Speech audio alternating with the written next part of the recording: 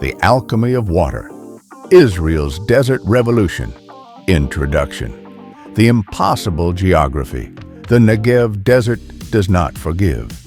It is a landscape of ancient silence, covering more than half of the state of Israel. To the naked eye, it is a realm of beige dust, scorched rocks, and blinding sunlight. For millennia, this triangular wedge of land wedged between the Mediterranean Sea, the Red Sea, and the Jordan Valley was considered a dead zone. Summer temperatures here do not merely rise, they assault the earth, soaring above 110 degrees Fahrenheit. The rainfall is so scarce, often less than a few inches a year, that it evaporates before it can penetrate the crust. Underground aquifers, the hidden savings accounts of nature, were slowly drying up with every generation. In the early years of the nation, agriculture stood on the brink of collapse. Families in the remote southern settlements survived on water hauled in by rusted trucks from faraway regions, rationing every cup as if it were medicine. The founding fathers of the nation looked at this desolate expanse and saw a crisis. But they also saw a challenge. They famously declared that the ultimate test of the nation would be the conquest of the wilderness. But how do you build a civilization where there is no water? The traditional answer is to find a river. But the only significant freshwater source, the Sea of Galilee, lay hundreds of miles to the north, trapped below sea level. The other option was the Mediterranean Sea, vast, endless, but filled with salt, the ancient enemy of agriculture. This is the story of how a small nation, backed into a corner by nature, decided to rewrite the laws of hydrology. It is the story of the national water carrier, the invention of drip irrigation, and the futuristic desalination plants that turned the salt of the sea into the sweetness of life.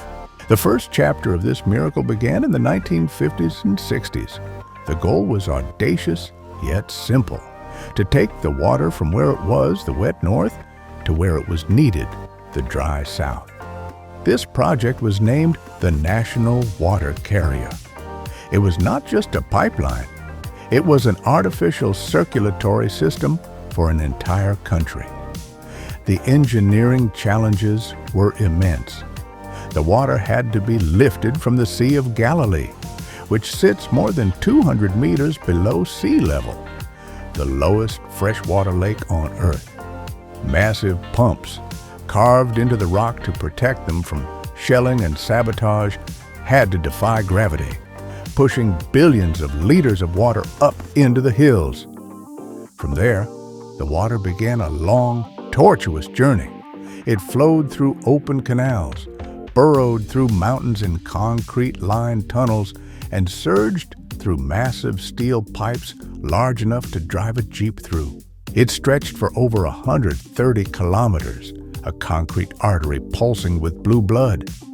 When the system came online in 1964, it changed the map. Water flowed into the northern Negev.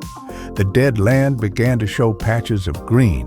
It was a triumph of brute force engineering, moving mass amounts of water across a hostile landscape. But by the late 1990s, the victory was turning into a nightmare. The population had exploded, the standard of living had risen, and the climate was turning against them. A series of devastating droughts hit the Levant. The water level in the Sea of Galilee dropped to the black line, the point of ecological no return. The national water carrier, once the savior, was running dry. The nation faced a terrifying reality. They had maxed out nature. There were no more rivers to tap, no more aquifers to drill. The newspapers spoke of drying out.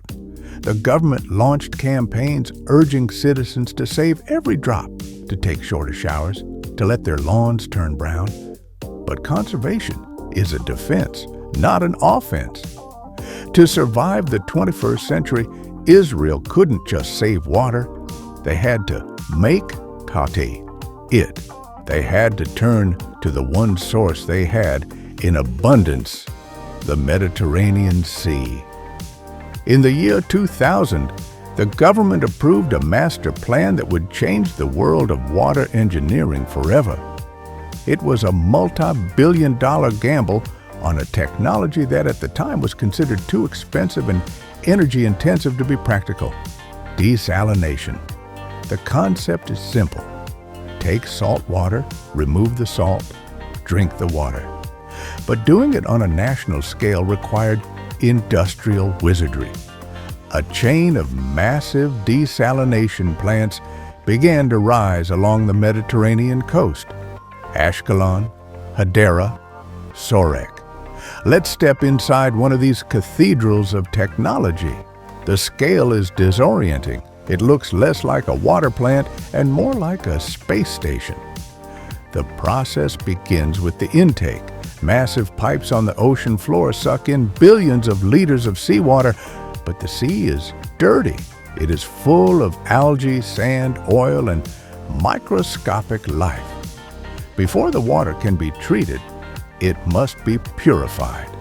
It passes through a series of mechanical filters and sand-settling tanks, stripping away the debris. Then comes the heart of the system: reverse osmosis, RO. Imagine a hall the size of a football field, filled with rows and rows of white, cylindrical pressure vessels. Inside these vessels are semi-permeable membranes. These are sheets of polymer, with pores so small they are measured in nanometers, hundreds of times smaller than a strand of human hair, smaller even than a bacterium. Under immense pressure, tens of bars of compression generated by deafeningly loud pumps, the seawater is forced against these membranes. This is a battle at the molecular level. The membrane acts as a bouncer at an exclusive club. It allows the tiny H2O molecules to squeeze through the pores, but it blocks the larger salt ions, heavy metals, and viruses. The water that emerges on the other side is miraculous. It is fresh. It is pure. In fact, it is too pure. It has been stripped of everything, including essential minerals. It is hungry water, aggressive and tasteless. So, in the final stage, engineers play God. They remineralize the water. Precise dosing systems inject calcium and magnesium back into the stream to balance the pH and restore a clean, natural taste. Today, these plants provide up to 80% of Israel's domestic drinking water. When a person in Tel Aviv or the Negev turns on a tap, the water flowing out likely began its day as waves crashing on the beach. They have successfully decoupled their survival from the rain, but creating water is only half the equation. You must also know how to use it. And in the desert, waste is a sin. Decades before the desalination plants rose, a Polish-Israeli engineer named Simcha Blas made a discovery that would revolutionize agriculture. He noticed a large tree growing near a fence, much bigger than the others, even though there was no water source nearby. When he dug down, he found a tiny leak in an underground pipe, a slow, steady drip that hit the roots directly. This observation led to the invention of drip irrigation. Before this, farmers around the world flooded their fields. It was wasteful. Half the water evaporated before the plants could drink it. Israel changed the paradigm. They developed plastic pipes with sophisticated emitters, tiny labyrinths inside the plastic that slowed the water pressure and released it, drop by drop. Traveling through the Negev today, you see the result. You see vast fields of crops growing in the sand, but the surface is dry. The water is delivered directly to the root zone, underground. Sensors in the soil monitor moisture levels in real time, communicating with computers that adjust the flow to the milliliter. It is precision agriculture. They treat water like a bank account. Not a single cent is wasted. They even recycle. Israel recycles nearly 90% of its wastewater. The water that goes down the drain in the cities is treated, purified, and sent south to irrigate the crops. That glass of water you drank, it might water a date palm next week. The combination of these technologies, desalination, the national water carrier, and drip irrigation, has created a new reality. Seen from satellite imagery, the transformation is startling. A long green ribbon winds its way through the golden desert. This is the green artery of the nation. Where once there was only dust and scattering scrub brush, now stand high-tech farms. There are orchards of oranges, sprawling vineyards producing award-winning wines, and endless rows of date palms heavy with fruit. In the middle of the Arava Desert, one of the driest places on earth, they are growing peppers, melons, and tomatoes for export to the winter markets of Europe. Farmers who once abandoned this land have returned.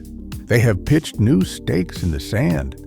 But these are not the farmers of old, looking at the sky and praying for rain. These are agro-technicians looking at iPads, controlling the flow of desalinated water with the touch of a button. The story of Israel's water sector is more than just a local success. It is a blueprint for the future of humanity. As the world warms, as deserts expand in Africa, Asia, and the Americas, as water wars loom on the horizon, the lessons learned in the Negev are becoming universal.